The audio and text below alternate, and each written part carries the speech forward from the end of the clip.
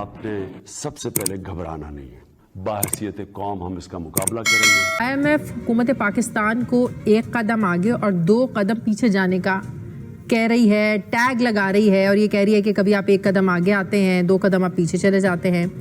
IMF जब किसी मुल्क को नाज़रीन कर्ज देता है तो इस मुल्क के साथ पहले से तय कर लेता है कि रेवेन्यू और अखराजात इसमें खसारा ना हो और वो अपने दिए हुए कर्ज़ों पर नज़र रखता है। पाकिस्तान इस वक्त $6 अरब के प्रोग्राम में तकरीबन 50% ले चुका है, जबकि आइंदा 1 अरब की किस्त फंसी हुई है, अभी तक मिली नहीं है, जबकि मुज़ाकरात भी इस पर हुए।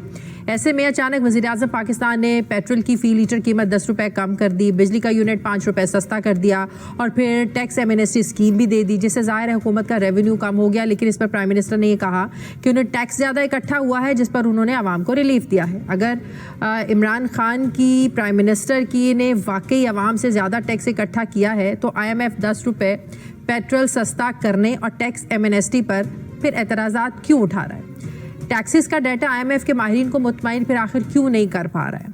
कहीं ऐसा तो नहीं कि प्राइम मिनिस्टर इमरान खान ने पॉलिटिकल माइलेज के लिए पेट्रोल और बिजली की कीमतें कम की और जो IMF के आगे अब महंगी पड़ रही हैं? IMF ने बिजली के नर्ख में 5 रुपये फ़ी यूनिट कमी की। उमूमी तौर पर सब्सिडी पर भी शदीद तशवीश का इजहार किया, जो तकरीबन 15 महीनों तक के लिए बढ़ाए गए थे। IMF का यह ख्याल है कि 15 महीनों में हासिल होने वाले इजाफे को एक ही झटके में ख़त्म कर दिया गया।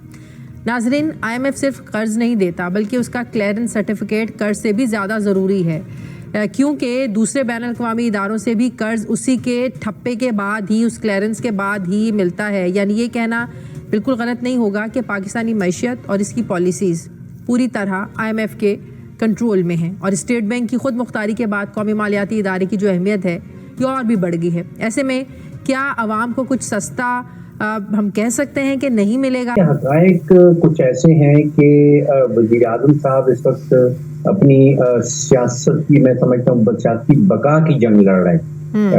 एक तरफ तो आपने देखा कि वो लॉन्ग मार्च में निकले हुए थे बिलावल भुट्टो ज़रदारी साहब, दूसरी तरफ वो अदम एतमाद का जो वोट है वो सारी ऑपोजिशन इकट्ठी मिल बैठी है। तो सियासी बका की जंग हो रही है और उसका मुकाबला करने के लिए, आवाम की सपोर्ट हासिल करने के लिए वज़ीर-ए-आज़म साहब जो हैं वो माशी हथियार इस्तेमाल कर रहे हैं। यानी कि ये 2-3 चीज़ों का आपने जिक्र किया कि बिजली का रेट कम कर देना, पेट्रोल और डीजल का रेट कम कर देना, एमनेस्टी स्कीम का ऐलान कर देना। तो माशी हथियार इस्तेमाल हो रहे हैं।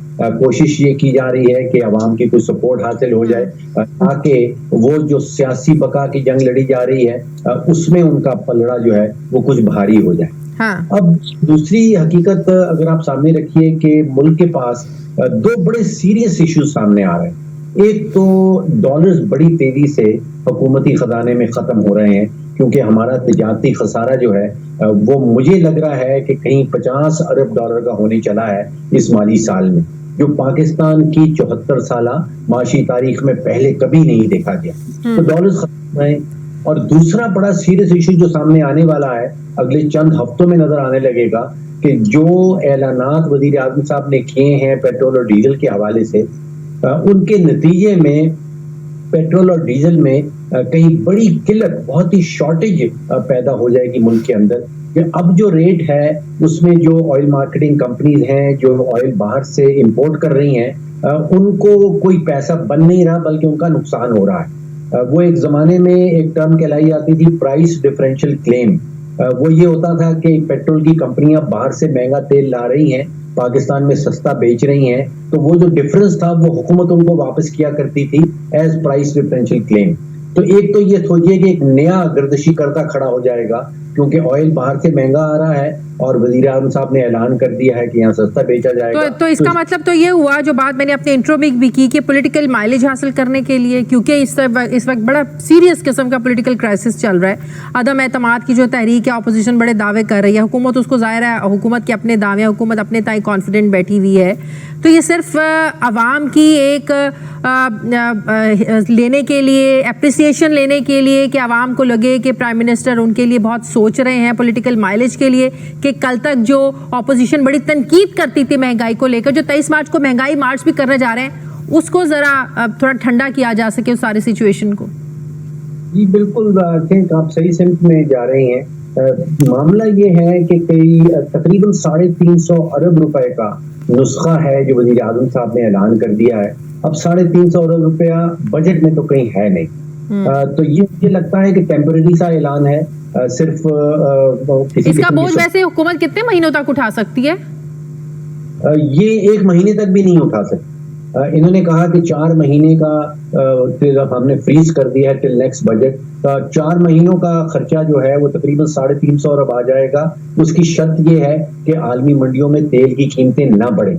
अगर वो मजीद बढ़ जाए तो ये नुस्खा और महंगा हो जाएगा। तो हुकूमत मेरा ख्याल है जानती है कि ये टेम्पररी एक उन्होंने ऐलान कर दिया है, सस्टेनेबल नहीं है, ज्यादा अरसे तक नहीं चल सकता। फिर आपने जो उससे अपने इब्तदाई में कहा था कि IMF कह रही है कि आप 1 कदम आगे उठाते हैं, 2 पीछे कर लेते हैं। वो आप सोचिए कि फरवरी 2021 में हमने मुआहदा किया था IMF के साथ। उस वक्त हमारे वजीर खजाना साहब जो हैं वो डॉक्टर हफीज शेख साहब थे।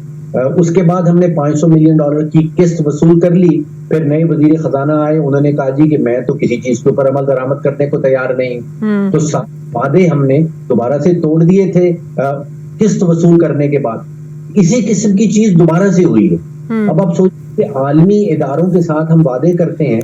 अब सोचिए जनवरी 2022 में आपको याद है कि वो मिनी बजट का ऐलान किया गया था, बड़े वादे किए गए थे IMF के साथ। उन वादों के नतीजे में $1 अरब हमने वसूल कर लिया और $1 अरब वसूल करने के बाद फिर फरवरी की 28 तारीख को वजीर आजम साहब ने तकरीर कर डाली और वो सारे वादे जो हैं वो हम मुकर गए।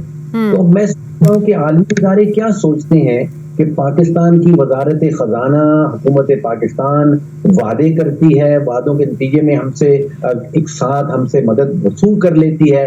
तो IMF की जो किस्त फंसी हुई है, आपको क्या लगता है जब तक पेट्रोल वापस उसी प्राइस पे नहीं जाएगा तो तब तक वो IMF हमें पैसे भी नहीं देगा? जी देखिए, एक किस्त आ चुकी है। एक किस्त हमें फरवरी में मिल चुकी है $1 अरब की, और वो उस नतीजे में मिली थी कि जो हमने जनवरी 2022 में मिनी बजट का ऐलान किया था। तो $1 अरब उस वक्त वसूल हो गया था। उसके बाद हमने उन सारे वादों के ऊपर दोबारा से मुकर गए और पीछे कदम उठा लिया। अब 7th रिव्यू अभी हो रहा है और वो जैसे आपने सुना कि आपने कहा भी कि वो कामयाब नहीं हुआ। उसके नतीजे में एक नई किस्त और आनी है अगर आई तो।